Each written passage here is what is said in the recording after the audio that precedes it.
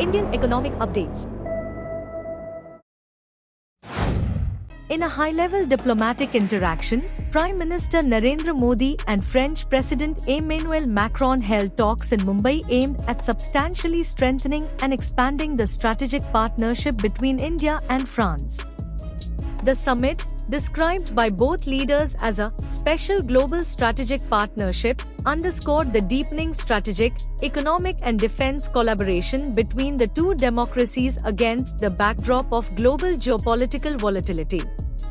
The upgraded partnership reflects shared democratic values, strategic autonomy, and an expanding agenda that goes far beyond traditional defense ties, encompassing trade, technology, innovation, energy, aerospace, critical minerals, and people-to-people exchanges. Prime Minister Modi emphasized that the partnership is a force for global stability, and both sides agreed that cooperative action is essential to confront rising global uncertainties and modern security challenges. Defense Pact renewal and extended cooperation. India and France renewed their comprehensive defense cooperation agreement for another 10 years, a move signaling long-term strategic intent.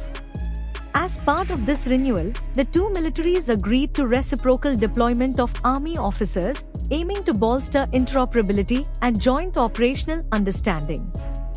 This renewal marks a deepening of defense ties at a time when India is actively diversifying its defense partnerships beyond traditional suppliers, a shift noted by analysts as an effort to expand strategic autonomy.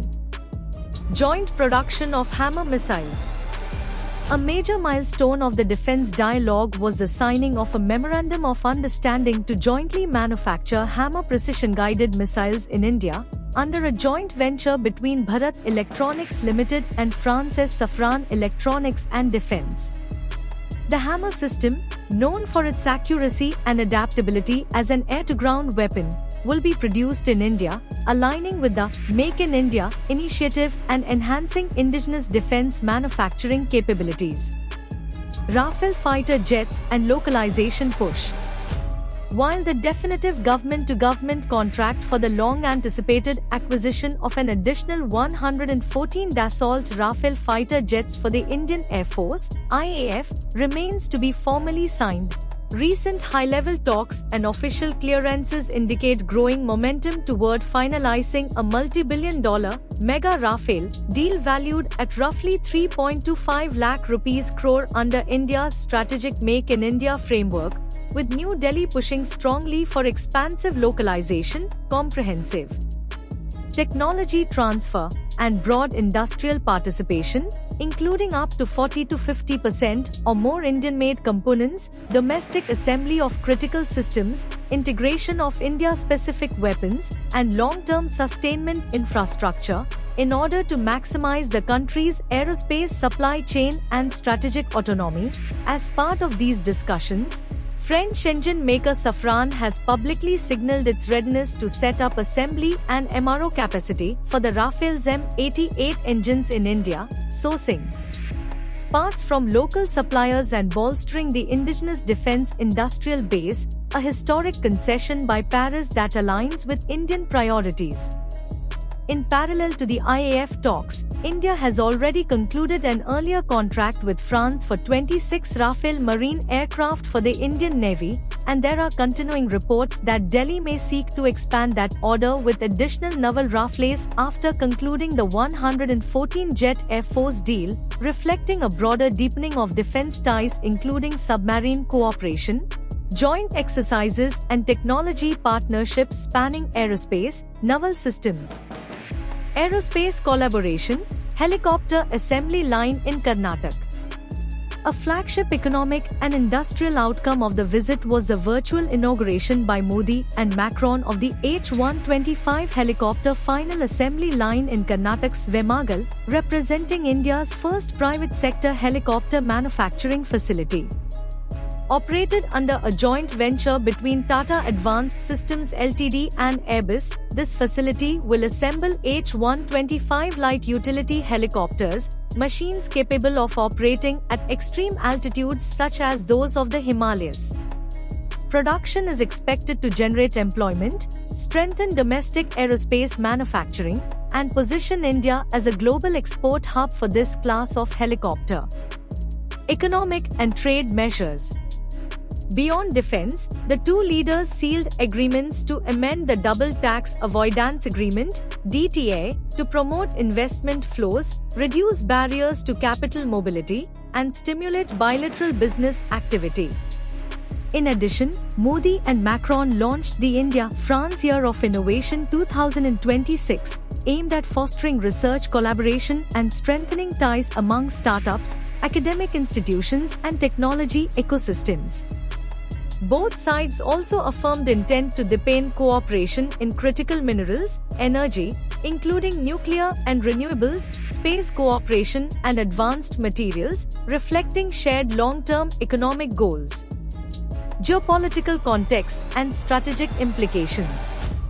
The timing of the India-France summit is significant. With global tensions rising in areas such as the Indo-Pacific, West Asia, and the continued fallout from the Russia-Ukraine conflict, India and France have aligned on a framework supporting multipolarity, multilateralism, and the need for reform in global institutions.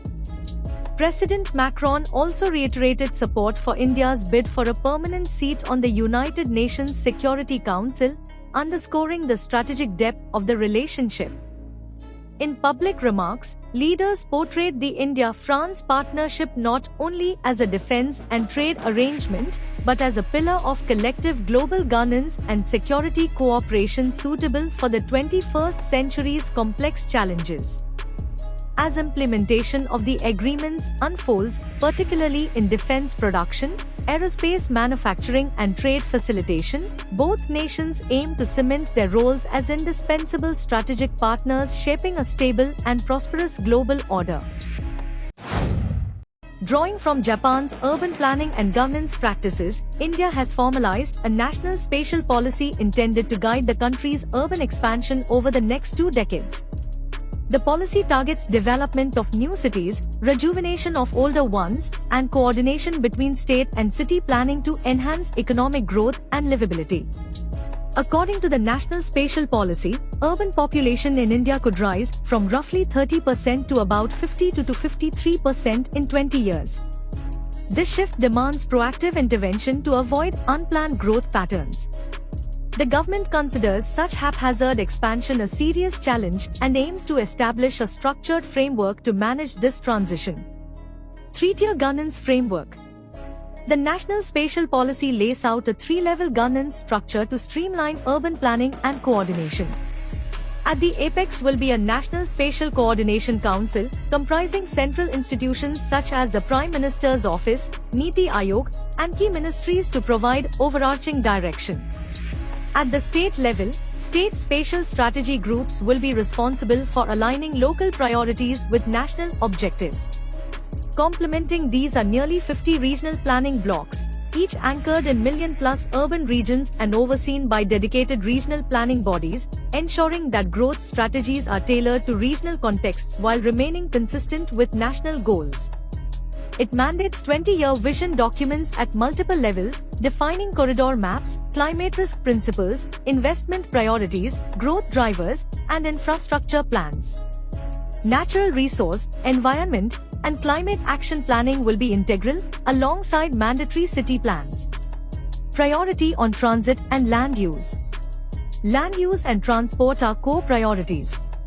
States are urged to adopt transit-first, rail-led growth models, public transport corridors, metro, regional rapid transit system, and railways as spine systems, while highways are to be primarily for freight and logistics. The policy also incorporates the Japanese concept of kukku-seri, reallocating and consolidating land among owners in fringe areas of cities, reserving some for public amenities. Though some landowners may give up parts of land, the overall value tends to increase owing to improved infrastructure and land appreciation. This tool aims to prevent the spread of urban slums and enable planned expansion. Future implications and policy trajectory. Going forward, implementation will require building institutional capacity at regional levels, raising technical and planning expertise among city governments, and strengthening land records and GIS geospatial capacities.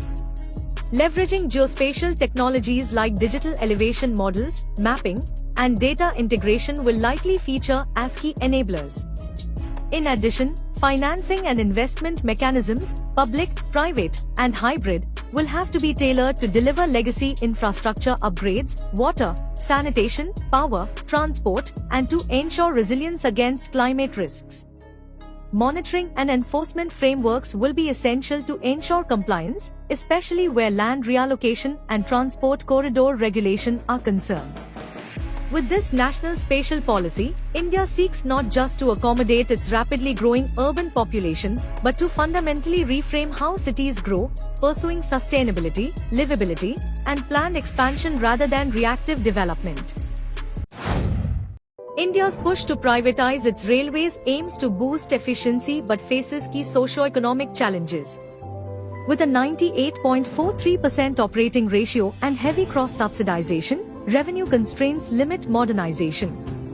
Past attempts, like the Tejas Express and private train bids, saw limited success due to low investor interest and structural inefficiencies, including outdated accounting and high non-core costs.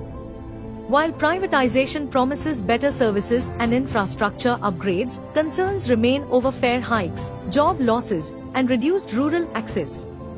Experts suggest fare rationalization, outsourcing non-core functions, and establishing an independent regulator. Instead of full privatization, corporatization, separating infrastructure from operations, could mimic China's success. Public-private partnerships, PPPs, for stations and premium trains, example Vande Bharat, offer a middle path. The government, under Minister Ashwini Vaishnav, stresses modernization through 2.5 lakh rupees crore investments, not full privatization. Ultimately, structural reforms, selective private participation, and socio-economic safeguards are essential to transform Indian railways into a modern, inclusive, and sustainable transport system. Green innovation, hydrogen trains, and sustainability driving change. India is staking its claim in green rail travel. The country's first hydrogen-powered train, developed at ICF Chennai, is set for deployment on the Jind-Sonipat route. Equipped with a 1,200 HP engine, it stands as the most powerful of its kind globally. The project includes 35 such trains under the Hydrogen for Heritage initiative, targeting heritage and hilly routes, with costs per train and infrastructure estimated at 80 crore rupees and 70 crore rupees respectively. Trials and load tests have been successfully conducted. Green hydrogen is explicitly being prioritized by policymakers to reduce fuel costs and carbon emissions across transport sectors.